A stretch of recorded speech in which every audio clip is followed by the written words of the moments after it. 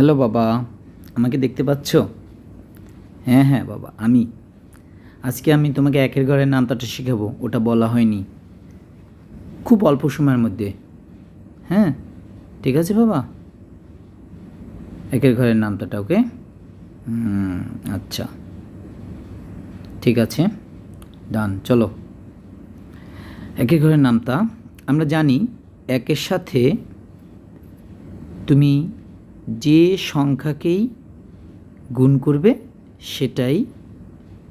সেই সংখ্যাটাই উত্তর হবে, ঠিক আছে? যেমন একের সাথে যদি তুমি এক গুণ করো তাহলে একই হবে, তার মানে এক আক্ষে এক। কারণ কি, একের সাথে তুমি কাকে গুণ করেছো? এককে, তাহলে অবশ্যই এক হবে। এক দুইয়ে দুই, কারণ কি তুমি একের সাথে কাকে গুণ করেছো? দুইকে। এক দুইয়ে দুই। এক তিনে তিন, কারণ কি বলো তো, একের সাথে তুমি কাকে গুণ করেছো? তিনকে। এক চারে চার, কারণ কি বলো তো, একের সাথে তুমি কাকে গুণ করেছো? চারকে। চার। একের সাথে তুমি যাকে গুণ করবে, যে সংখ্যাটাকে গুণ করবে, সেই সংখ্যাটাই হবে।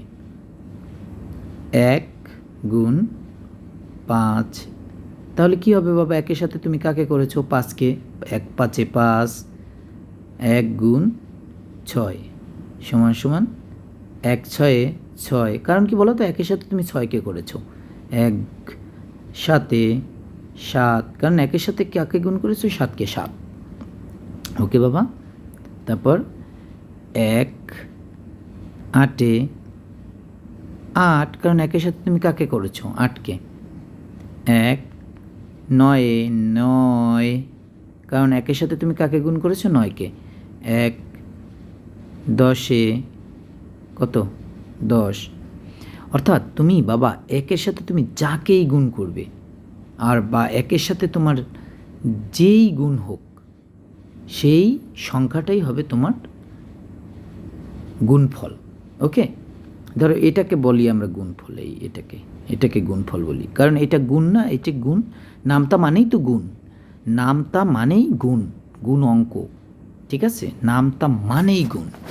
তাহলে একের সাথে আমরা 10কে যখন গুণ করি, এটাকে আমরা শর্টকাটে বলি এক দশে 10, এক নয়ে 9, এক আটে 8, কারণ কি একের সাথে আমরা 8কে গুণ করেছি, তাই 8 হবে। এখন তোমাকে একটা প্রশ্ন বাবা, একের সাথে গুণ যদি আমরা 25কে করি, তাহলে কি হবে উত্তর বলো তো? 1 25 কত হবে?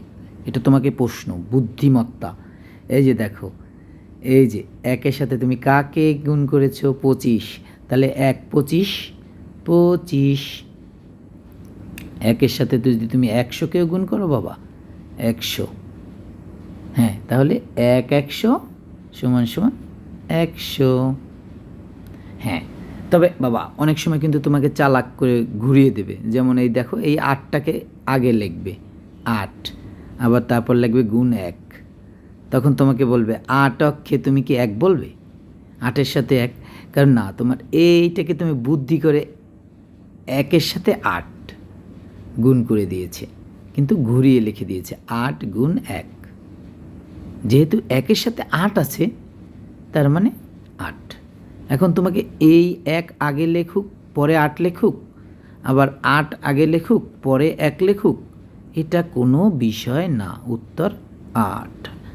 1 8-এ 8, 8 1-এ 8। তোমাকে যদি এভাবে পড়ো 1 8-এ 8, আবার যদি এভাবে পড়ো 8 1-এ 8, একই গেল এই পর্যন্ত। এবার দেখো বাবা, 1টাকে তুমি মিষ্টি ধরো, মিষ্টি। একটাকে কি ধরো? মিষ্টি। আর এই গুণ 1, এটাকে ধরো বক্স। তাহলে কি দাঁড়ালো? এটা যদি বক্স হয়, বক্স কয়টা আছে? একটা। এটাকে একটু একটা, আর মিষ্টি আছে কয়টা? একটা। তাহলে আমার আগে বক্সটাকে আঁকি, বক্স একটা, মিষ্টি হলো একটা, তাহলে হবে 1। এবার মিষ্টি কয়টা? একটা, বক্স বেড়ে গেল 2টা, তাহলে মিষ্টি একটা করে, বক্স 2টা। ওকে, তাহলে এই যে 2টা বক্স, এটা তো তোমাকে দেখাইছি বাবা, 2টা বক্স, কিন্তু মিষ্টি কয়টা করে? একটা করে। তাহলে 2টা বক্সে 2টে মিষ্টি হবে, 2 একে 2। এবার একটা বক্সের সংখ্যা বেড়ে গেল, কিন্তু তোমার কথা হচ্ছে মিষ্টি তো একটা করেই, কারণ এই যে মিষ্টি একটা করে। তাহলে বক্স আমার 3টা, 1 2 3, 3টা বক্স, কিন্তু মিষ্টির সংখ্যা তো একটা, 1 2 3। তাহলে তোমার এমনিতেই বোঝা যায় 3টে বক্সে একটা করে মিষ্টি, 3 অক্ষে 3, বা 1 3 3, 1 3 3, 1 2 2, 1 1 1, কোনো ব্যাপার না। ঠিক আছে? তাহলে এরকম করে তোমাকে বুঝতে হবে। আবার এখানে ধরো 1 গুণ 5, তাহলে কি হবে? মিষ্টি কয়টা আছে? একটা। বক্স আছে কয়টা? 5টা। আর এটা মিষ্টি আছে একটা, তাহলে 5টা বক্স, 1 2 3 4 5, এই যে 5টা বক্স, মিষ্টি একটা করে, 1 2 3 3 4 5। তুমি তো ভালো করেই জানো 5টাই হবে। 5 বক্সে একটা করে মিষ্টি, এটা বক্স। এটা বক্স, এটা গোল মিষ্টি। এবার 1, এটা মিষ্টি, গুণ 6, এটা বক্স। তাহলে 6টা বক্স, মিষ্টি একটা করে, কয়টা হবে? 6।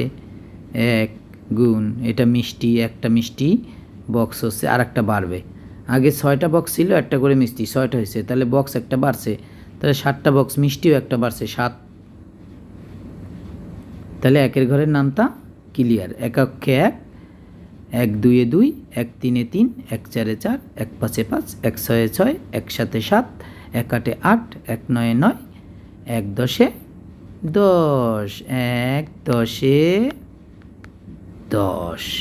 এখন তুমি যদি 1-এর সাথে 11 হয়, তাহলে 11 হবে। 1 12 হলে তাও ওই 12ই হবে। আবার 1-এর সাথে যদি 100 হয়, তাহলে 1-এর সাথে কে 100, 100ই হবে। বুঝে গেল বাবা? তাহলে ধন্যবাদ বাবা। এটা কিন্তু অনেক বুঝিয়েছি। আমরা 2-এর ঘরের নামটায় চলে যাব। ঠিক আছে?